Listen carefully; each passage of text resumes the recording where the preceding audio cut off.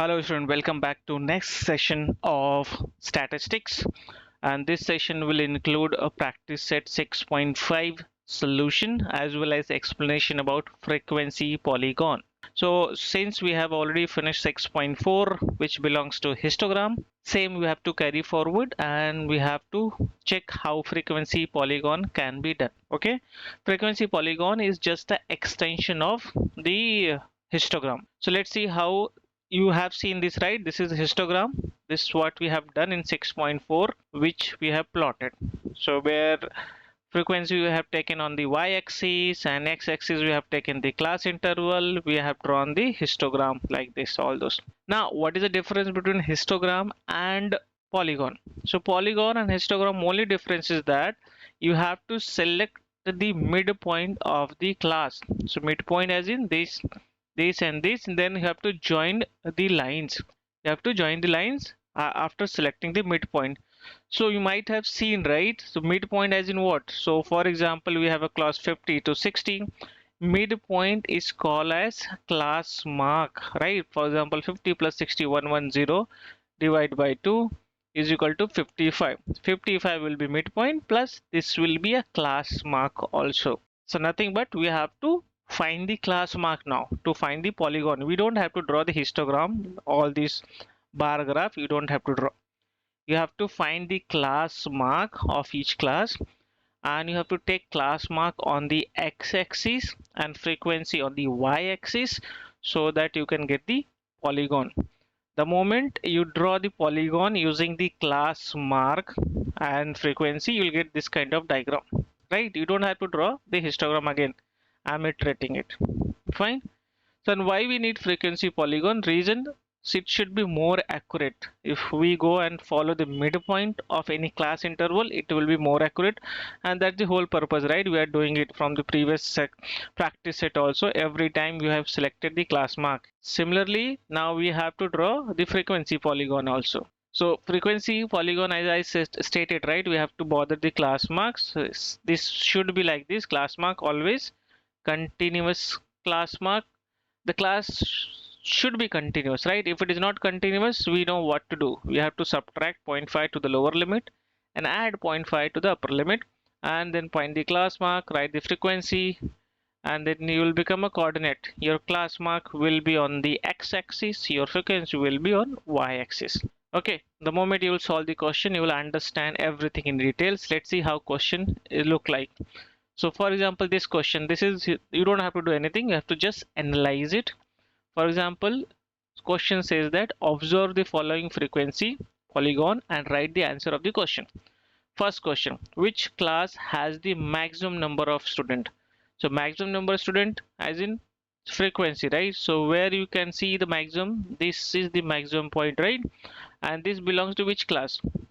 If you notice that, right, 70 and 60, this is between 60 and 70, right?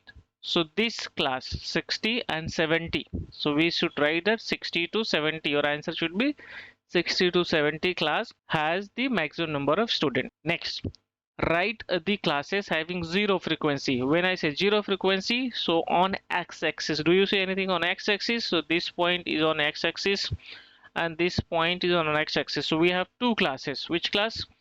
20 to 30 and 90 to 100. These class have zero frequency. Very easy, right? Now question number 3. What is the class mark of the class having frequency of 50 student? Now it's asking for a class mark, not the class. Okay, having frequency of 50 students. So where we have a 50 student? So here we have a 50 student. And asking for a class mark, so this class mark will fall between 50 to 60. So this should be 55 because class mark is the midpoint of the class. Next, write the lower and upper class limit of the class whose class mark is 85. Where is the class mark 85? It should be between 80 to 90 because the midpoint of 80 and 90 is 85. Write the lower and upper class limit of the class whose class mark is 85. Simply lower limit 80, upper limit 90. No need to check the diagram also. how many students are in class 80 to 90? Between 80 to 90 class, how many students are there? So this should be the frequency, right? How many frequency is written? 85 and 15. We know that frequency on the y-axis. So 15 is the student count. Isn't it very easy? The question number 1 of practice set 6.5. Let's move to question number 2 of practice set 6.5. So since we have to draw the polygon, we have to find the class interval, which is important, right? Okay, so to get the class interval, we have to draw one more column. Okay, so we can write the class mark at this point. So we can draw the class mark at this point, right? So I have added one more rows in this. So class mark is nothing but the midpoint of the class. So here in this case, midpoint of 0 to 200 is 100. I can write here. So 0 to 200, midpoint is 100. So 200 to 400, midpoint is nothing but 300.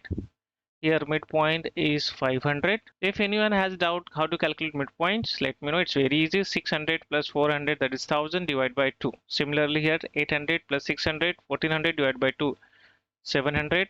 And here in this case 900. And this should be your class mark. That class mark you have to draw on this graph. Okay. So saying that this is nothing but x-axis, this is y-axis. Okay, so x-axis you have to find the points. Which are the points? 100, 300. So let's say I'll start here, 100. So on the x-axis I have written all the class mark, 100, 300, 500, 700 and 900. Similarly on the y-axis we have to write the frequency. And what is the frequency? Here in this case, the family case, right, they have written the frequency. So minimum we can see 160 and maximum we can see 450. See, in that range we can find it. Okay, so similarly I have written the point on the y-axis to get the frequencies, and I've written 52, 100, 150 like that till 450, so that each two block will present 50.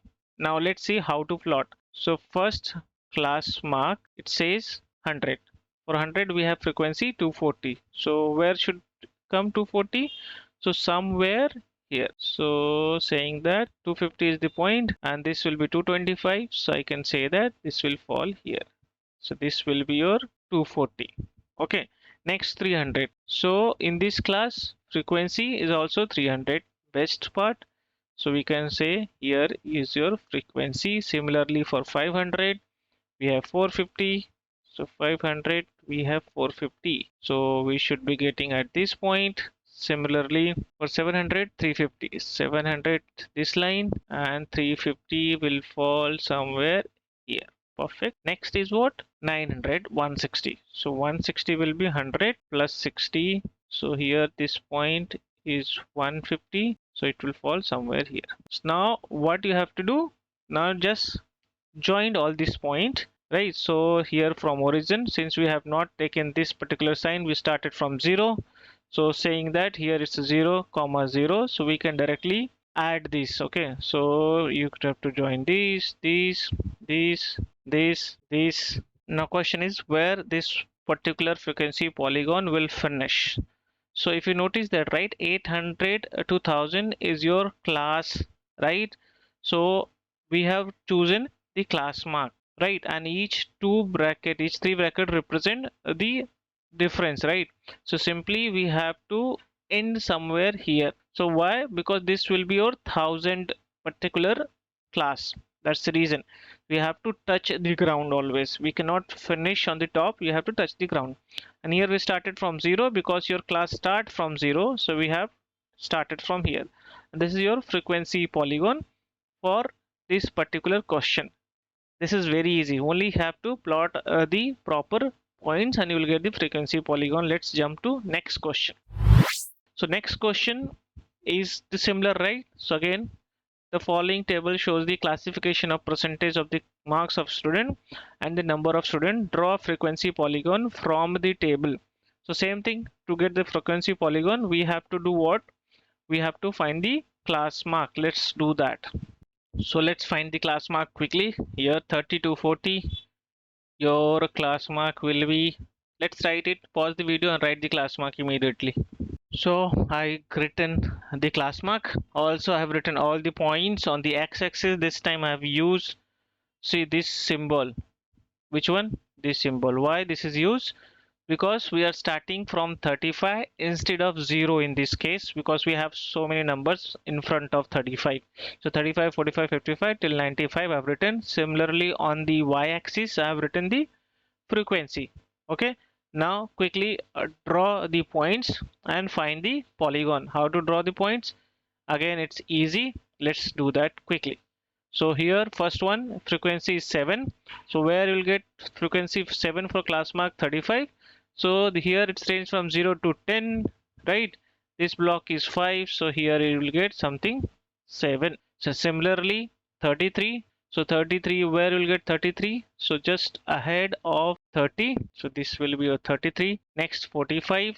So 45 will be mid of this. 65. 65 you'll get this point. 47. 47. 18. 5. Done. We have found all the points. Now join the dots. But here this case you have to start from here, not from the origin. Join all this dot. You can use a scale. Don't do freehand drawing. And you have to finish at which point? 95 and 100, right? Where 100 will fall at this place. So this is your frequency polygon for this chapter, right? It's easy, right? The moment you have to find the class mark, draw the on x-axis, y-axis, plot the point and join all the line, and that's the only thing you have to do in frequency polygon. So this is very easy as compared to other. Next particular video will be studying the pi, which is very interesting, right? So that will be very interesting. So please subscribe this channel if you are new to this and share to your friend so that you can get my new videos quickly. Till then, keep learning.